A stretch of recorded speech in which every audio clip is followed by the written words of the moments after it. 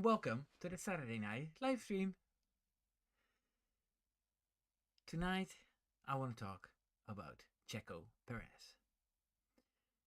A podcast came out last week with a lot of quotable stuff, and like always, F1 Twitter and social media blew up with discussions about what was said. Obviously, like always, it was used against Max Verstapen. And yeah, I just wanted to go through all the quotes and give you my opinion on it. Like I always do. So let me start by saying hi to everybody who's already in the chat. Hello, Christina. And hello, Martin from The Lonely Cyclist. That's it so far. But it's still early. So, guys, how has your week been? And are we missing F1? Personally, as a content creator, I'm just starting to get back into the swing of things.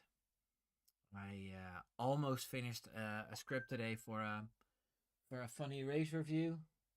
Let me turn the sound up here.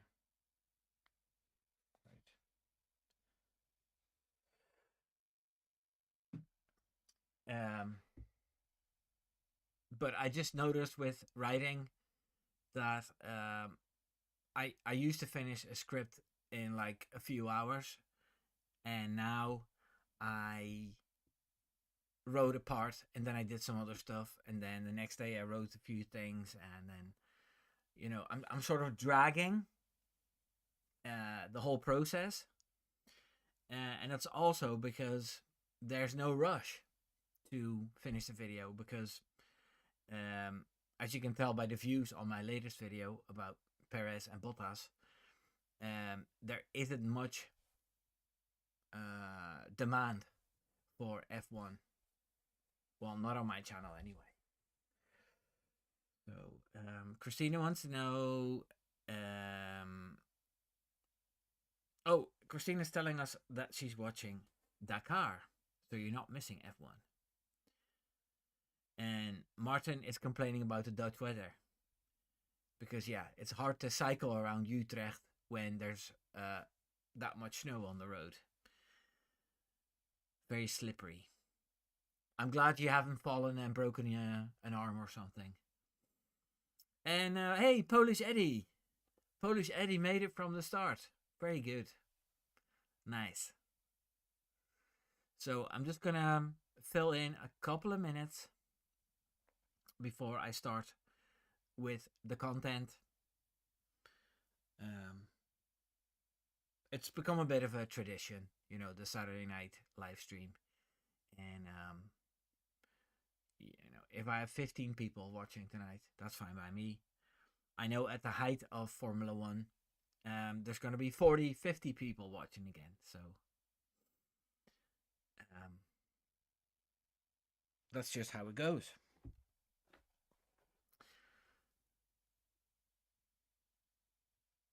Oh, God, yeah.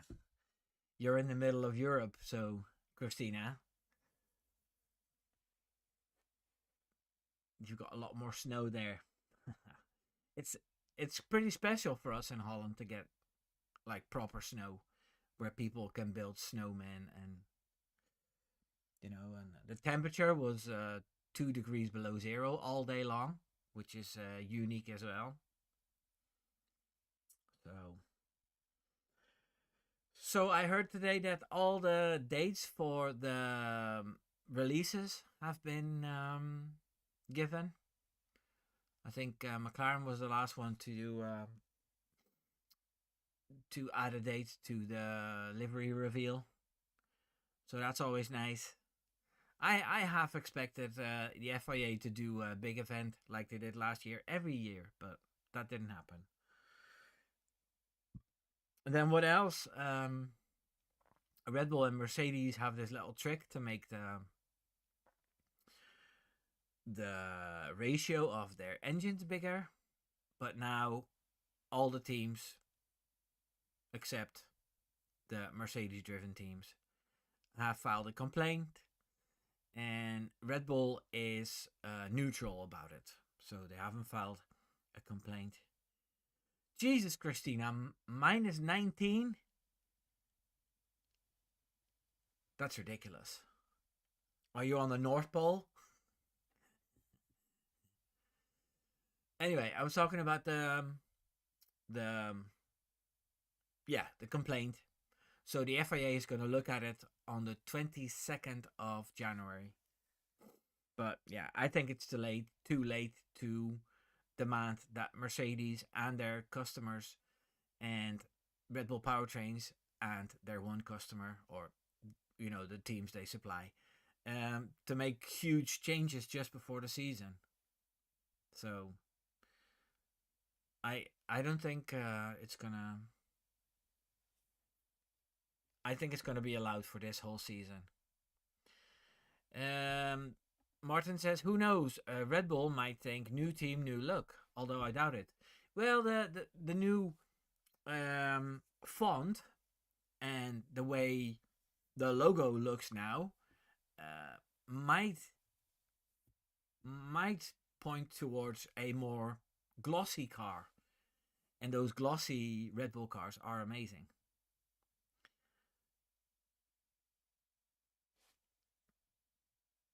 Yeah, Central Europe, drowning in snow or freezing to death. Okay, guys, it's 6 minutes past 8, so I'm gonna start with the content. So, Sergio Perez was on a podcast in November, but it was only released last week. Now you can imagine that Perez wasn't happy with how things went at Red Bull, that he got sacked last minute, even though he got a whole lot of money with him. And there's a few things that he wants to rectify before the new season starts, to bring up his market value a little bit more again. So here's the first quote. At Red Bull, everything was a problem, says Perez in his appearance on the Oso Travas Cracks podcast in Mexico. If I was too fast, it was a problem because, of course, it created a very tense atmosphere at Red Bull. If I was faster than Max, it was a problem. If I was slower than Max, it was a problem. So everything was a problem. I also learned a lot, that in the circumstances I'm in, instead of complaining, I have to do the best I can and get the most out of it. Okay, well, let's dissect this for a minute.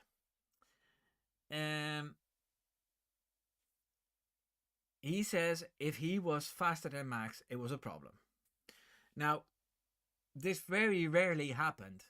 Like, there were times at the start of the season where he could barely keep up, but he was close. And if Max then had a problem in one of these races, Perez could beat him. But during this long podcast, he talked about how he was faster than Max on the sim, and he pointed out that everything was pointed towards Max, and that as soon as upgrades came in, that he would go slower. But what he said was, when I was faster than Max, there was a problem. Now, okay, obviously, if Max didn't get a good result, then there was a problem with something, and that was most likely, a technical problem with the car, or the car being not pointy enough. So obviously that needed to get fixed. And then when he was slower than Max, which was 95% of the time, there was a problem because, you know, a second driver is also very handy to keep opponents at bay, right? Because if you only score 1-2s, then the guy in P3 only scores 10 points less. And if the guy is in P2, the guy you're competing with, he's 7 points behind you.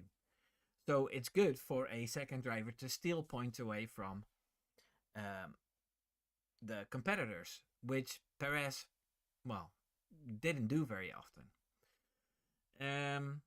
So he is right. If he was faster than Max, there was a problem. You know, problems with the cars in general. And if he was slower than Max, which was most of the time, that was usually okay, but not so slow that he couldn't help Max. So, you know, it's a bit of a nothing quote. But he's just building up to explaining how hard his time was at Red Bull. Now, let me go to the chat. Okay, we're all talking about the weather, right?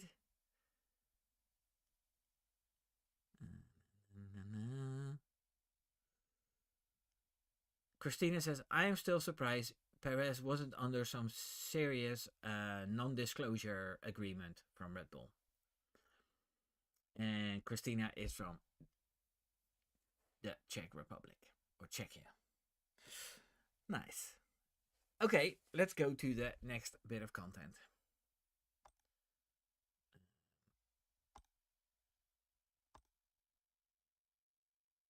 Okay, you see I screenshotted an ad as well. I have nothing to do with Coolblue, but it was on the page. I remember when I was in my farewell with Christian, I said to him, hey Christian, what are you going to do when it doesn't work out with Liam? Well, there's Yuki. And then what you're going to do if it doesn't work when that doesn't work out? Well, we have lots of drivers. I said to him, well, you're going to use them all? And Christian Horner said, yes, I know.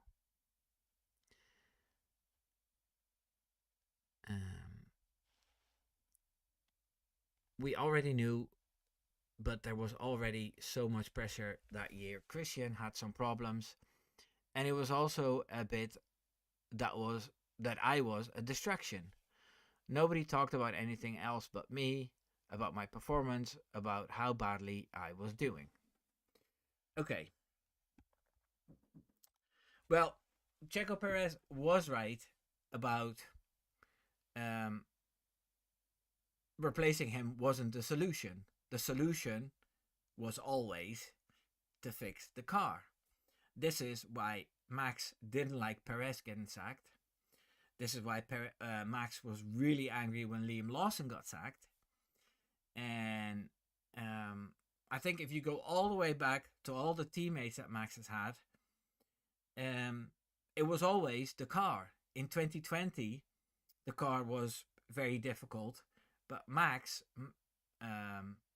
masked it, with the way he could still drive that car very fast. And because of that masking, they discovered the real problems later. That was one of the downsides of Max being so adaptable. But they knew this, so at the end of 2023, when Max and Checo started complaining about how difficult the RB20 had become, they should have taken action to make sure this wasn't. No, let me see. At the end of 2023, the first little problem started, and that was the RB19. Then the RB20 in 2024, it was okay the first 8 races because McLaren hadn't upgraded yet, and then it became the second fastest car. And it had all kinds of issues, and those issues plagued Perez more because Max can handle more.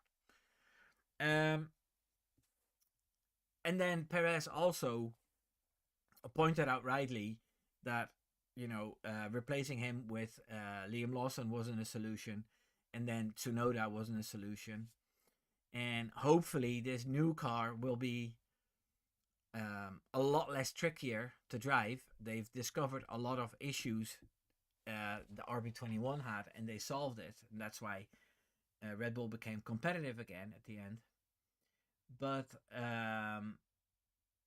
yeah, if it's a car that only Max can drive again, then we'll see the same problem again with Hadjar, which would be devastating.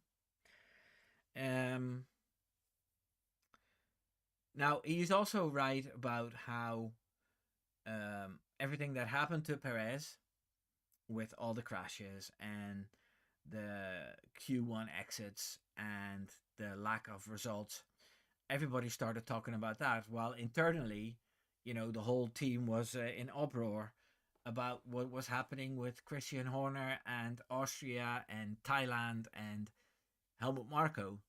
Those things were going on, and all the stuff with Perez was a kind of a distraction. So, yeah, he wasn't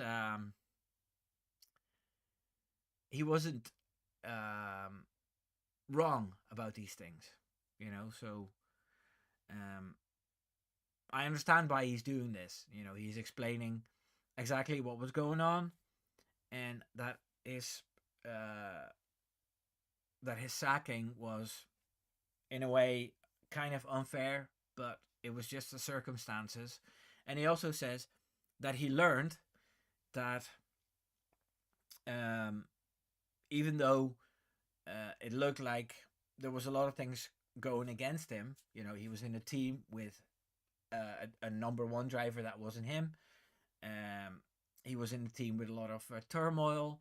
He was in a team where upgrades made the car more difficult for him. So it was basically not his fault that he got bad results and sacked. And he's doing this to keep his own stock a little bit higher. Hello, Marie.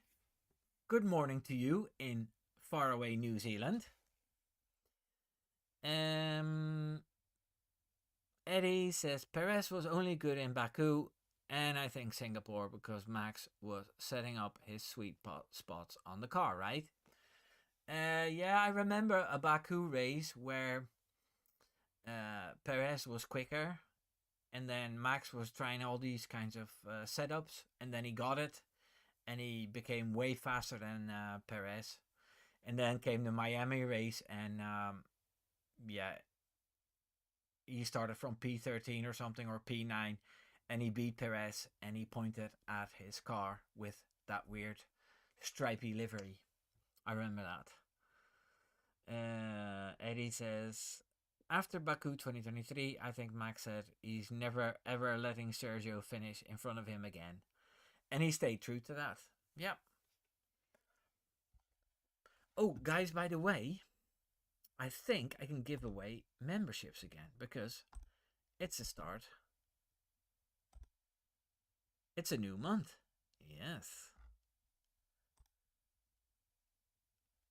Okay.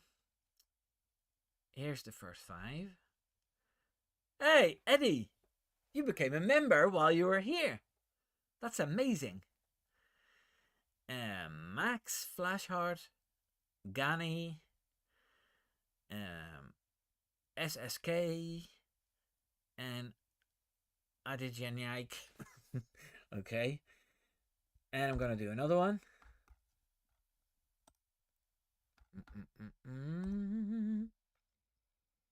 Let me see who's there now.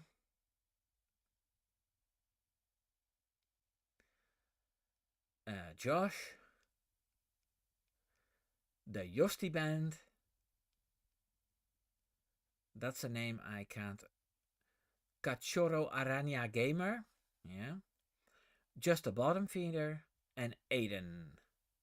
Well, hello, new members. And welcome to my small community. Eddie, make sure you watch all the extra content. I try to do a members video once a month and a post every once in a while.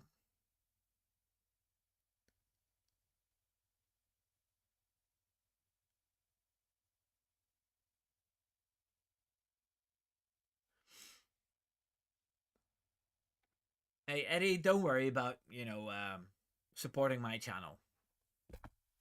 You know, just invest all your energy into your own channel.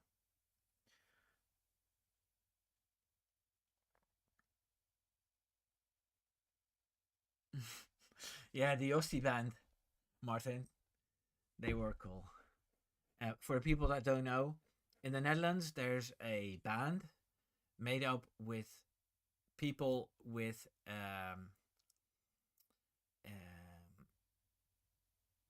God, how do you say that nicely?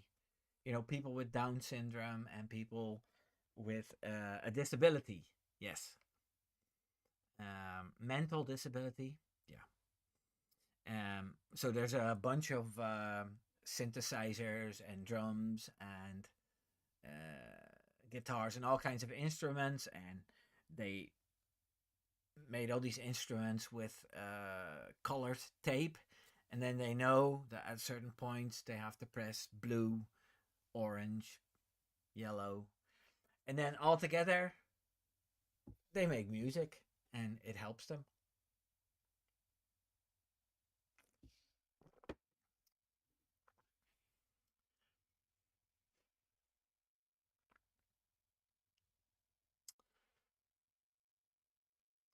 Hello, Kachora Aranya Gamer. You noticed that you got a free membership and you thought you'd jump into my stream. Well, welcome. Um, I do watch Cameron, but only his shorter clips of the streams that he does, because I don't have time to start a stream from the first minute to the last. Like what you guys are doing now, I usually don't have time for that. Um, so on Twitter, I see what he posts, and sometimes he posts clips there. And if he has a video about a certain between 10 and 15 minutes, I'll watch that. So, yeah. Cachorro, you need to thank YouTube, because they allow me to give away free memberships once a month. But hopefully, you enjoy my channel enough so you can keep watching my videos, and maybe if you like it, even more, you can become a member yourself as well. It starts at €3 a month. Okay, I'm going to go back to the content. The next image I have is this. Okay, this part is about the crash he had with Carlos Sainz in Baku. The reason for Perez is that he didn't touch that floor again after wrecking the car so badly in the Sainz shunt. The upgrades continued, but everything was for Max. So from then on, I was already 2, 3, 4 races, 5 races behind, and I never had that car again. What would have happened? Who knows?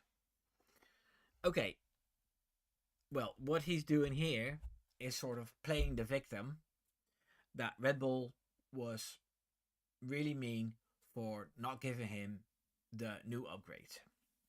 But the reality is that the crash in Baku was completely unnecessary. Like, first, he gets passed like a rookie by Leclerc. And then, while chasing him, he gets into a fight with Carlos Sainz. And then, both of them were not giving up on that straight where there was nothing to be gained at that point. Yeah. And I'm not blaming one or the other. Like, it was a proper racing incident. But I'm thinking, um, if your season has been gone this bad, yeah, and you need points so desperately and a good result so desperately, then why have these fights like that with an outcome like we had, a double DNF, or a DNF for Perez and a DNF for Sainz. Um, and then there was also a thing where most of the time the upgrades made the car even more tricky to drive. Yes, so Yuki Tsunoda was always behind on upgrades as well because he needed more time to get used to a new upgrade. The last time Yuki Tsunoda had an upgrade that was level with Max was Imola. And then in FP1, the first hot lap, he just smashes the car into pieces. And Perez has done that as well. You know, I can remember lots of situations with cars being lifted up where people could take pictures of the floor, revealing all the secrets. So, no, it wasn't unfair that Red Bull didn't upgrade the car as fast as they did Max's because circumstances led to him being behind that much.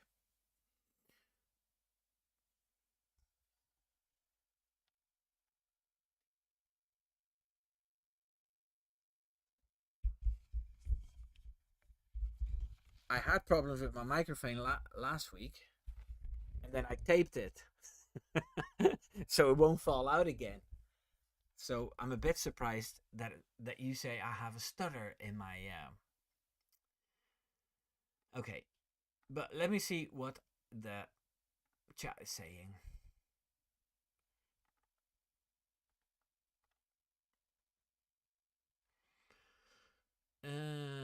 They're all talking about Cameron. Yes, yes, yes, yes. Polish Eddie wants to know who I blame for the Carlos and Checo Baku crash. Um, I think it was a racing incident, but they should have been more careful, both of them. Okay, Eddie is insulting me about my big nose.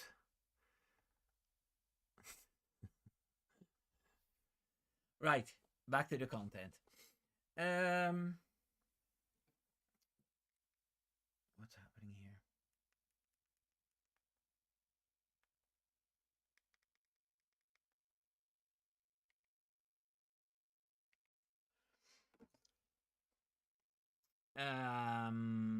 Yeah, so I think it was unfair for Perez to blame Red Bull for not upgrading him at the same pace.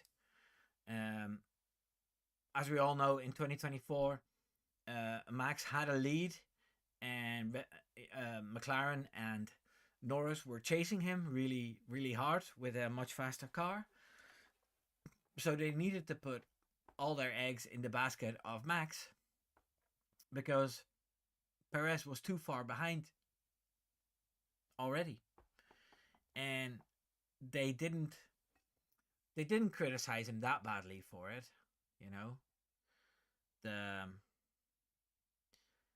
yeah, I personally don't agree with how Helmut Marko was being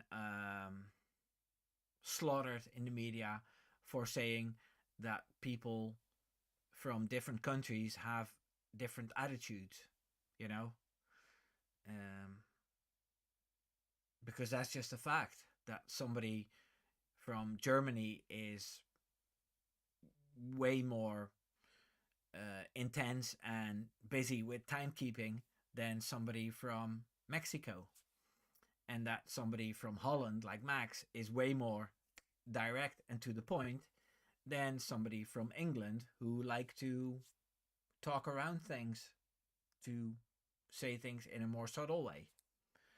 And none of the stuff that I've just said is racist. Oh, I see a new name here, Gani. And Gani wants to know, what do you think Red Bull livery look like this year? I'm hoping that it will be a glossy version, just like they had in the uh, Infinity. Was it Renault Infinity? What was on the cars? Yeah, it was. I'm hoping that it looks more like that. Hey, there's Inge. Inge Wolbus. And there's Vegas.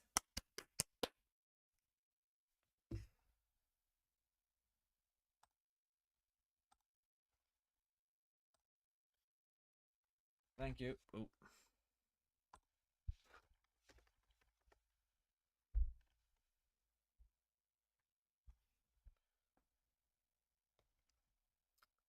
And Vegas says, I have no opinion. Too many unknowns, regs, teams, drivers are fresh to asphalt in 2026. True. Um, Eddie says, Marco was 100% correct. He said that depending on where you're from, you have a different level of focus and stuff like that, which is absolutely true. You can take a look at global average IQ map each region of country as well as take a look at the list of human development index and which countries place where. Yeah, but I don't even want to go that much into detail. It's just that as for timekeeping, like I'm Dutch, so if I was to meet you in a pub tonight at 10, I'd probably be there 5 minutes before 10 o'clock. Yeah, because yeah, you know, if I cycle, I might get a flat tire and I can still get it fixed and still be relatively on time because we said 10 o'clock. Now, um, my wife, Samantha, is from the UK. And she would go even earlier and she would sit there and wait because she would rather have that than be 2 minutes late. Now, people from the south of Europe, yeah, the Spanish, the Portuguese, the French, they have more like if they say 10, it's more like around that time, you know? Um, it could be half an hour later, it could be 11, but they'll probably show up. Now, I've lived in Ireland as well. And if you say, hey, let's meet here again tomorrow at 9 o'clock, then you might never see them again. Because, promises made on one night don't guarantee you anything for the next night. So, yeah, I don't know about Americans, about their timekeeping. Martin. But anyway, so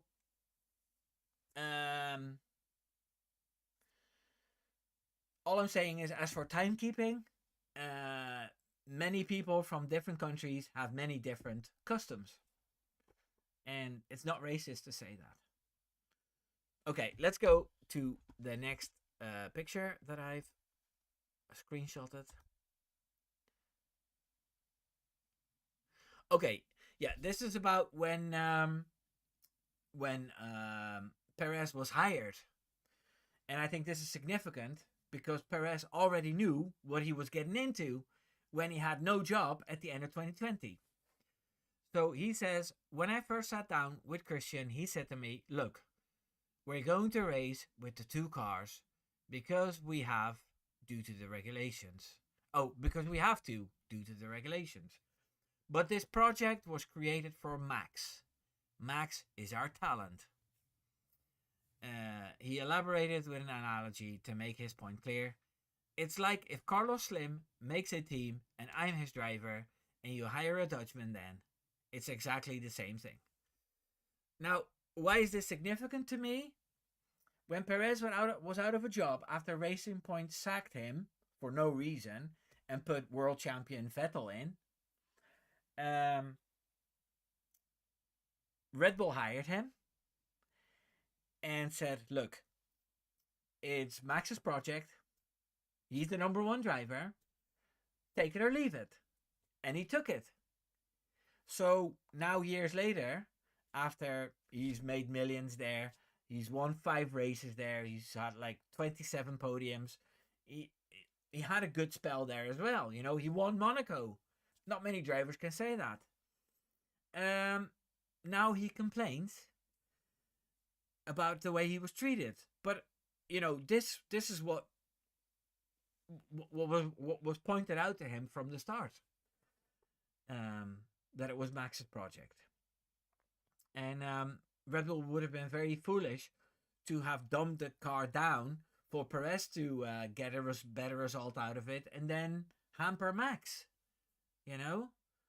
Like Max won in 2023, he won 19 races, which is crazy. So yeah, I don't think it's fair for him to complain about that. Okay. They're still talking about times. Christina says, I still don't understand why Perez even renewed his contract in 2024 if Red Bull was that bad and toxic. Well, that's another good point. Like, he was over the moon to get that new contract, even though things were bad already. But I suppose, if you step into a project and you want it to work, then maybe you get sort of blinded and focused on getting the best out of it.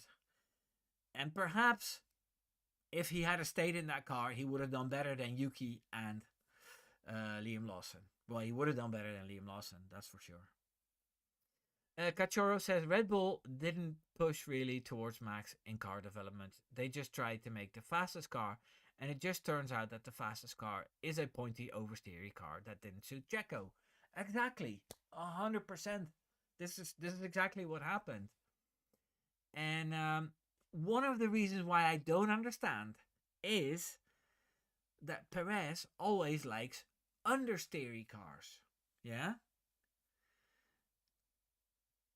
He likes a balanced understeery car, which makes him smooth and good on his tires. That's why they called Perez the tire whisperer. And what was asked of him in the Red Bull packages was completely the opposite. And I think Red Bull should, and I think this is what they're doing with new drivers now, the new sort of overall style of driving at Red Bull, but at many teams, is more oversteery and pointy because it's faster. So what they should have done is they should have looked at the whole grid and looked at drivers who have this oversteery, pointy car preference. And my choice, and it was Max's choice as well, would have been Nico Hulkenberg because he could have handled that. I still think that Nico Hulkenberg would be a good candidate. But yeah, he's settled with Audi now. So this is one of the reasons why I don't understand why they started with Perez in the first place, other than marketing. Because Christian Horner was already, at the time, trying to generate as much money as possible. So he could say to the bosses, hey, look how much money we've generated. Give me a piece of the pie.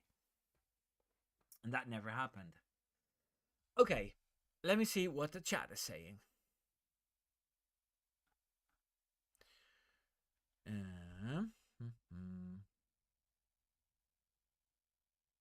Christina says, why not look for another team where you could be number one? Well, this is what Bottas and Perez are going to fight for at the Cadillac team. Who's going to be the number one driver? I explained that in my last video. Think that Perez will beat Bottas and that Bottas will be third driver. And then Guan Yu Zhou will take his seat. But we'll see.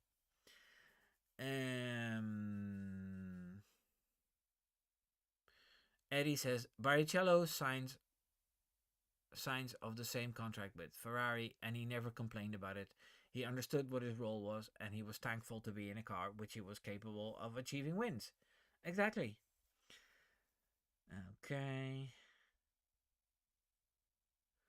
Rubens was probably the best number two ever, even better than Bottas. True. Perez should team up with Hamilton to have a nicely balanced understeery car. I don't know if Hamilton's driving style is that way. It's definitely not as pointy as Max's though.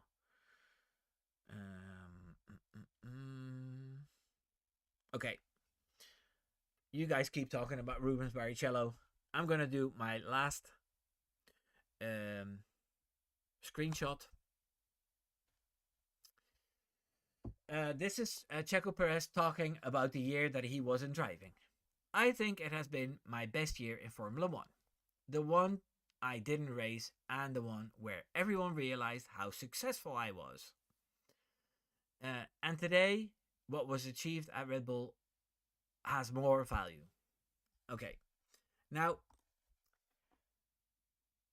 Checo Perez's father I think his name is Anthony Garibay or something. Don't pin me down on that, but I know it's something with Garibay. Is a politician.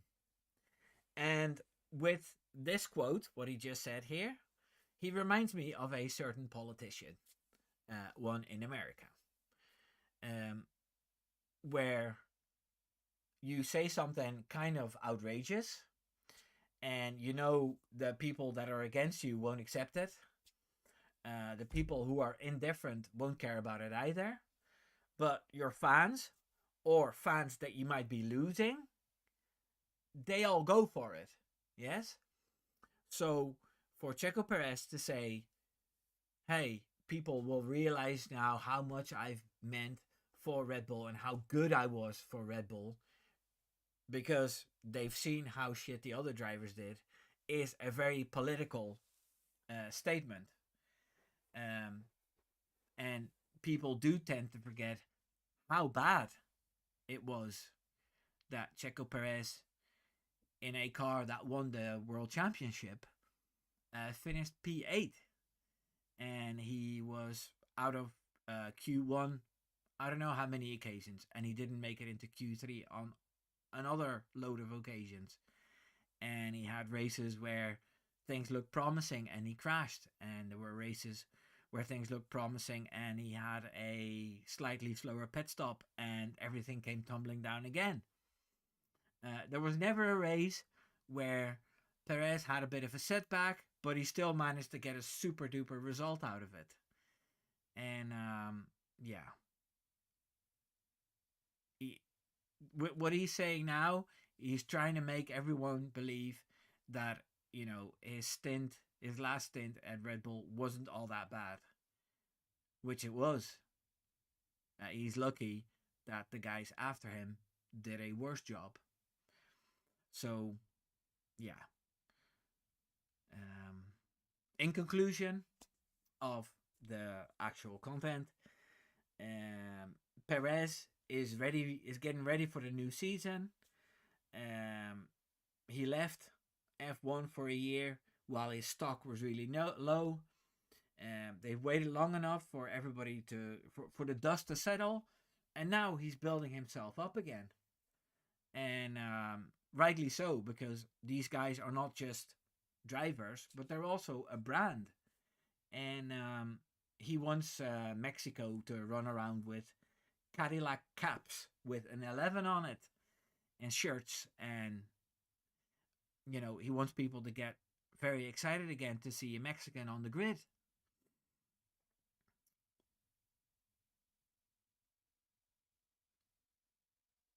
So Christina says, now this sentence was absolutely unnecessary.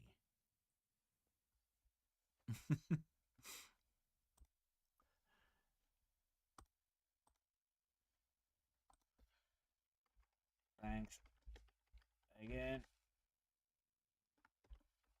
I guess.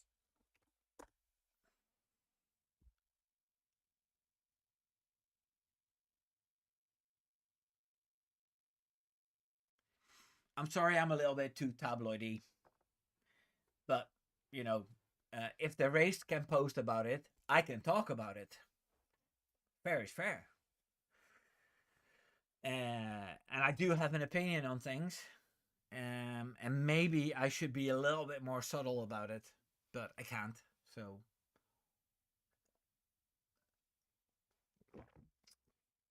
I don't think I'll ever work for Sky Sports F1 or F1 TV, but I've got my channel, so it's all good. It's all good.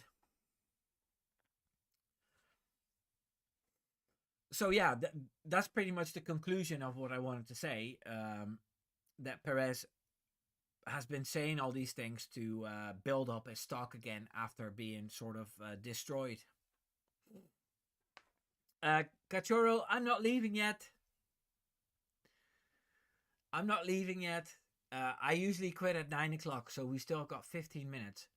But, I'll be answering questions, or is there anything that you've seen in the F1 news space in the last while that you want to talk about?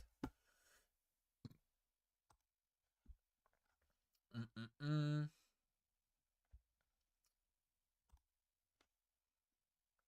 I'm on my Twitter here. Yes. Mm-hmm. Mm-mm-mm.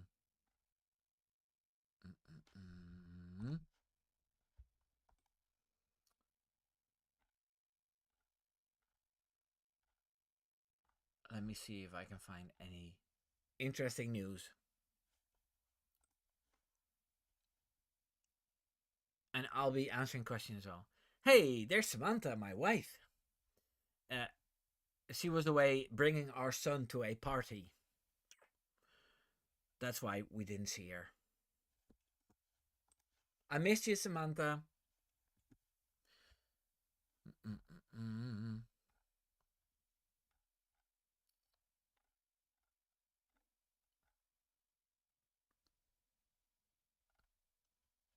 Oh, yeah. The 15th of January, there's going to be 2 car launches already. The one for Red Bull and the one for Visa Cash App. It's going to be in Detroit. And I'm hoping, but I haven't had a confirmation yet, that my friend Mickey from F1 Unchained is going to be there because he lives half an hour away from Detroit in, what is it? Illinois.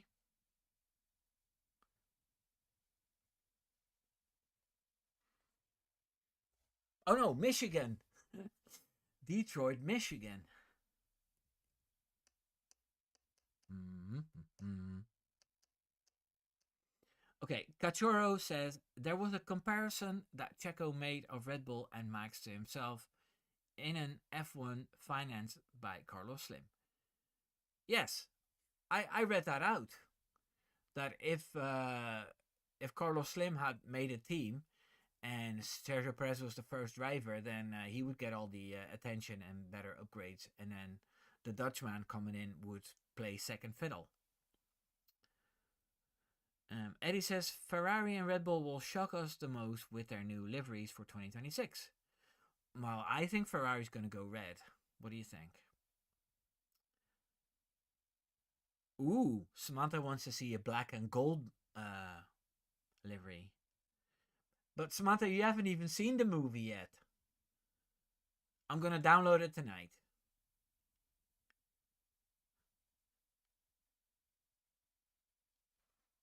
Christina wants a yellow Ferrari. I want a blue Ferrari, or at least a completely blue livery instead of, you know, just blue stripes on it. And Christina, how do you feel about a bigger HP logo? Hmm? Hmm?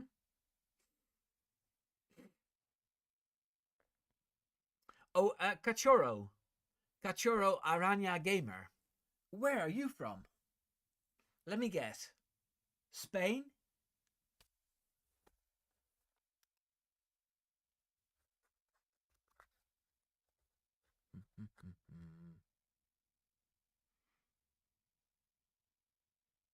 Oh yeah, Samantha, I forgot that you went to the cinema with me. I really thought I fixed my audio problems. Here, look. Tape.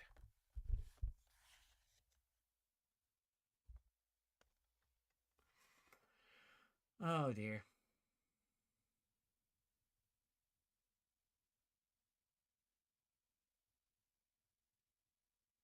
Ah, Cachorro is from Brazil. Bom dia.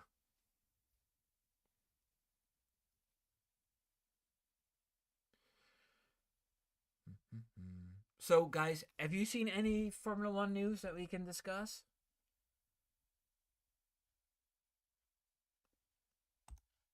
Let me see.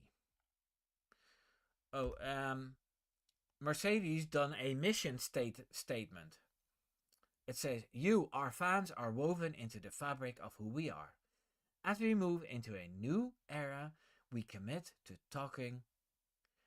taking you with us." Let me see if I can share this like this. No.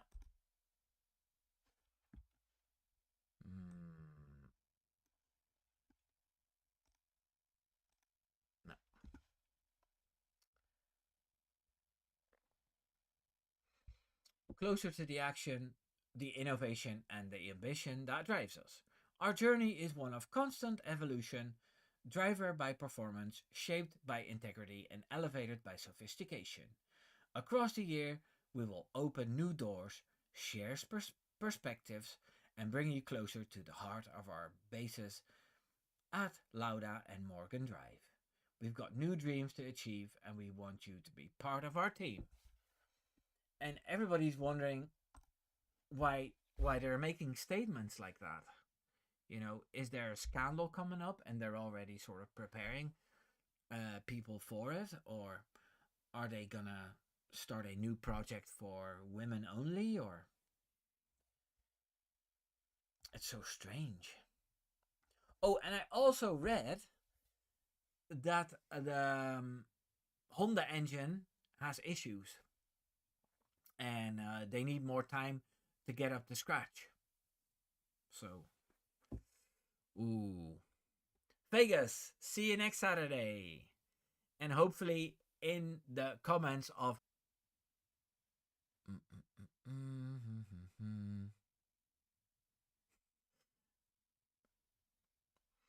Yes, Eddie, I forgot that we went to the pictures together.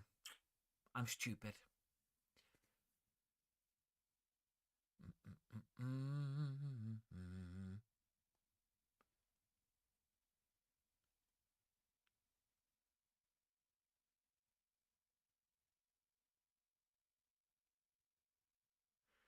Okay, Cachorro. See you later, buddy. I'm going to be a few more minutes.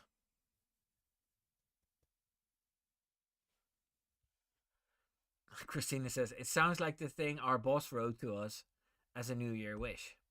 Okay. And Inge is going as well. No darts, though.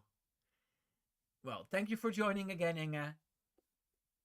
And I'll also see you in the comments or on my next live stream.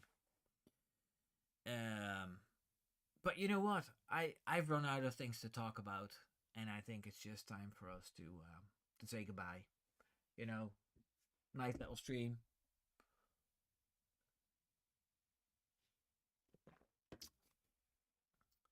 I enjoyed this. Hope you guys enjoyed it as well. Keep an eye out for that funny race review, which I'm going to be recording and editing tomorrow, hopefully out by Monday. Right, everybody. Take care now. Do.